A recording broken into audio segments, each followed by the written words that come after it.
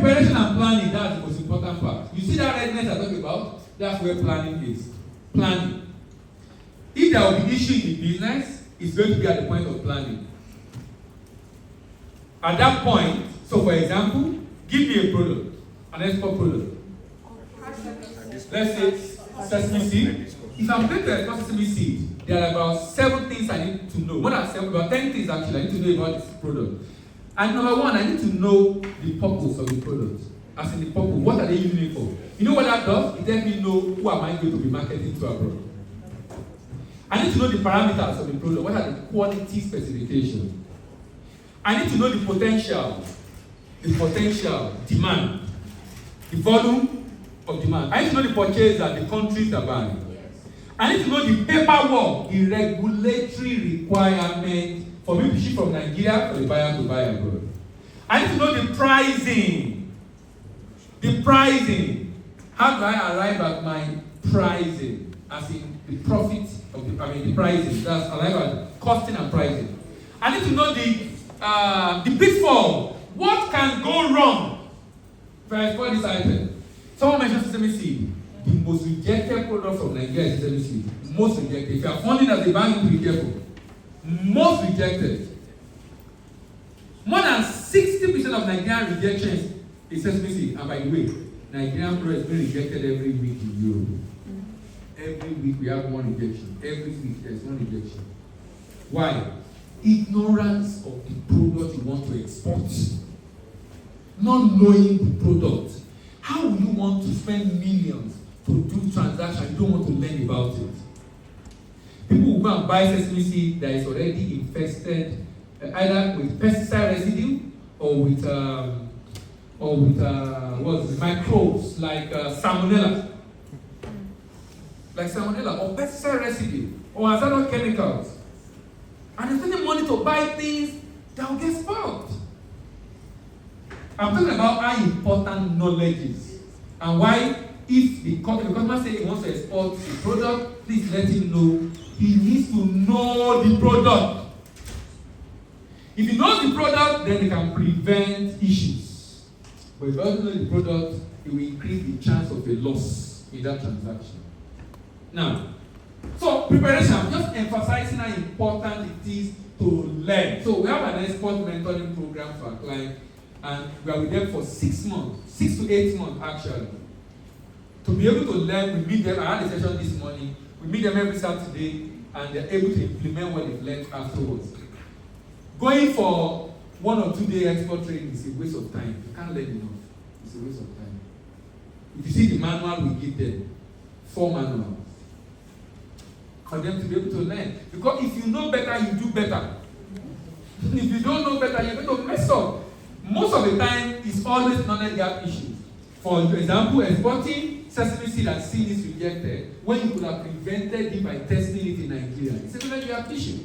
But if you don't know that as a pitfall in sesame seed, you will export it before realizing that issue. So, and that's why in export, in fact, look at some of the signs of lack of export readiness. Some of the signs. How do you know? This thing is too hard. How do you know a customer? Number 1, delay. Discrepancies. Demurrage. Damage goods. Debt. And drop out. Drop out of the business. You know why? Now, I listed this to bring out the defective goods, actually. Defective goods. Defective good is a sign of lack of export readiness. That means you don't know the product. How will you be selling what you don't know? That's one of the issues. So, you know, the last time I told you that Nigerian exporter is about what? 1,200. Do you know UK population is about 70 million? UK exporter is over 100,000. US population is about 300 million. US exporter is over 200,000. Nigerian population is over 200 million. our exporter is 1,000 plus. But NEPC confirmed over 15,000 businesses have registered in the last 3-4 years. But not many of them have been able to export. In fact, people export once and will not do it again. Remember, I talked about listening to that definition again. Export readiness is a multifaceted concept that involves the ability of the company to successfully enter the export market, sustainably compete in the market, and significantly grow its market share until it becomes established. Successfully enter. Some people are able to enter, but they are not able to sustain it. Some are not even able to enter at all. And they all issue of readiness. Some countries don't joke with readiness. They have agencies of government that get business ready for export. That's how serious this issue is. So that means you train them, mentor them, work with them, because they know they must grow the SME, they must grow them. So government make funds available to grow the SMEs, to support them to export. Because they know when they export, they're going to bring a lot of foreigners into the economy and help the economy to grow. Export preparation and planning. Then, if this is done effectively, contract sourcing. Somebody will say, I want to export, and the issue is getting buyer. The issue is not getting buyer. The issue is getting the product. Being able to get the product is so important. Getting the right quality and quantity. Because if you know what to do, the customer will get buyers. In case they are telling you the issue is getting buyers, there are enough materials available for them to get buyers. Getting buyers, sign the contract, export funding by friend and family or bank. Although as a new person, bank will not be interested until they're sure that you can perform, which is okay. So you can use your money to start. Product manufacturing and commodity procurement. Then exporter, when the good is ready, we go online and log in tradesystem.gov.ng. Exporter fill the form and attach pre-export documentation. What are the pre-export documentation? Pro forma invoice? No, why am I saying it? Where are the export people? Export people. Oh yeah. You want to tell us? Documents. What are the documents for pre-export documentation? Okay, Pro forma invoice? No, that's not a pre-export documentation. NPC certificate, evidence, yeah? Export what?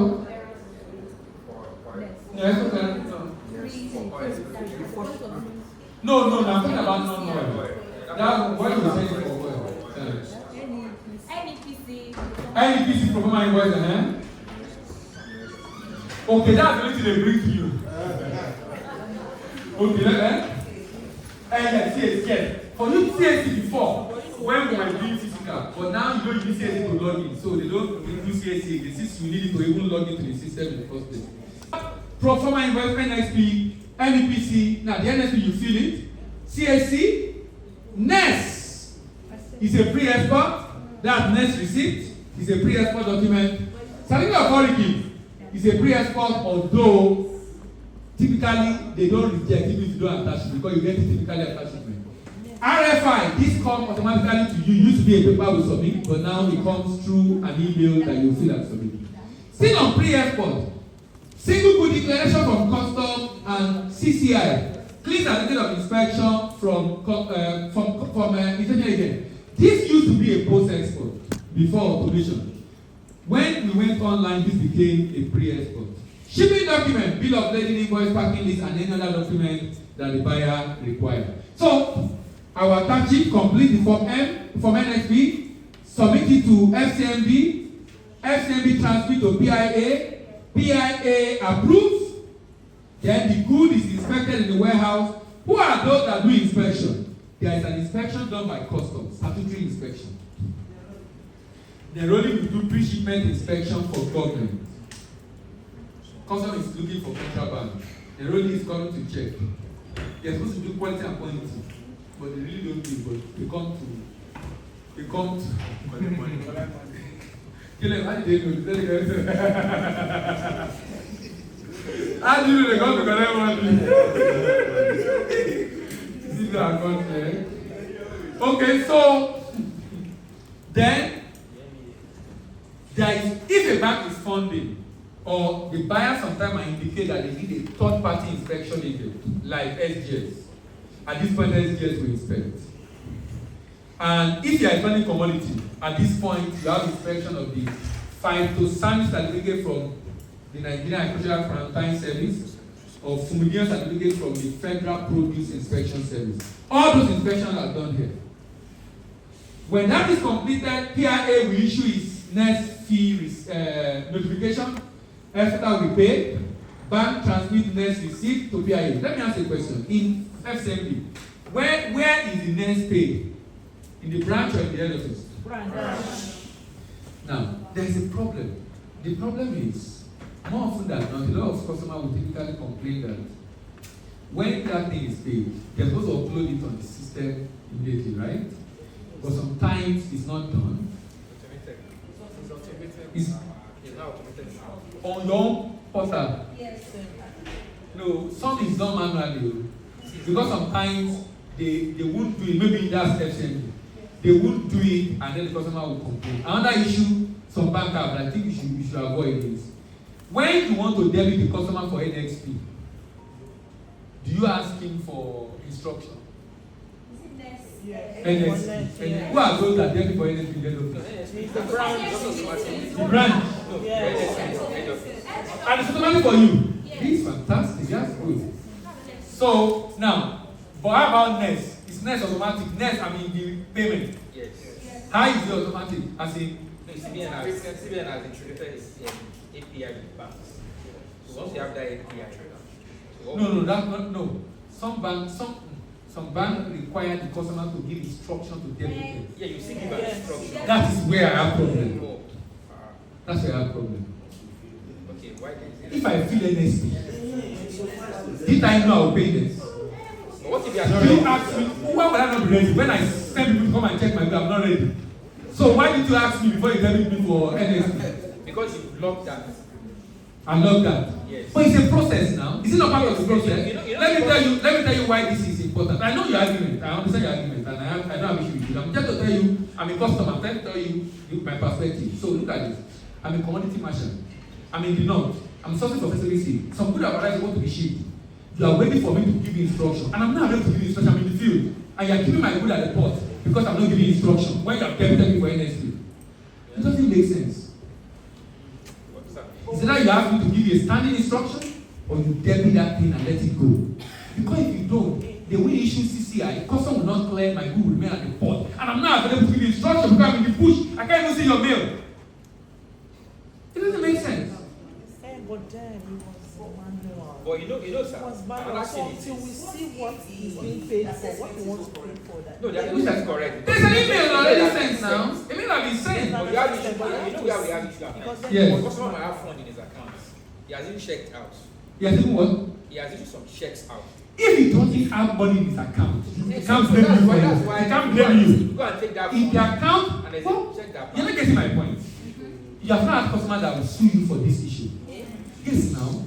Why did you debit me for anything without asking me for instruction? Why did you debit me? Now you're not debiting me for next and you're saying I'm giving you instruction. It's the same process. Look at the export process. The regulation clearly says I will pay next. So when I come to you, I know I will pay NSP, I know I will pay next from the regulation. Why would I start the process and I will be telling you that instruction when I initiate the process in the first place? I'm trying to tell you this is affecting trade transaction. It's affecting. You are delaying customer unnecessarily, waiting for instruction, and you did not get instruction when you debited it for NXP. So if you are afraid of debiting, tell the customer give you what's the name? Blanket instructions. So that you can debit exactly. But waiting for the customer is not helping customer. It's not helping the customer. Because sometimes, and I'm telling you as someone who have been delayed because of this. Who have been delayed. This is not what we do. Exactly. Sorry for my Let's move on. Hello. Where are we? Now, next week. Notification sent to the bank. Bank transmit this. PIA 1 out of it. PIA transmits CCI to custom issue SPG. Customs clear the goods for export, transmitted to the shipping line. The shipping line load the goods on board the vessel and issue the bill of lading. One house, please. Hey! Post export document. van, FCMB, FCMB send it to the importer's van, importer van is void payment, and the account of the exporter is credited. Watch out for the next part of this training on our YouTube channels, Voice of African Trade or Global Trade College.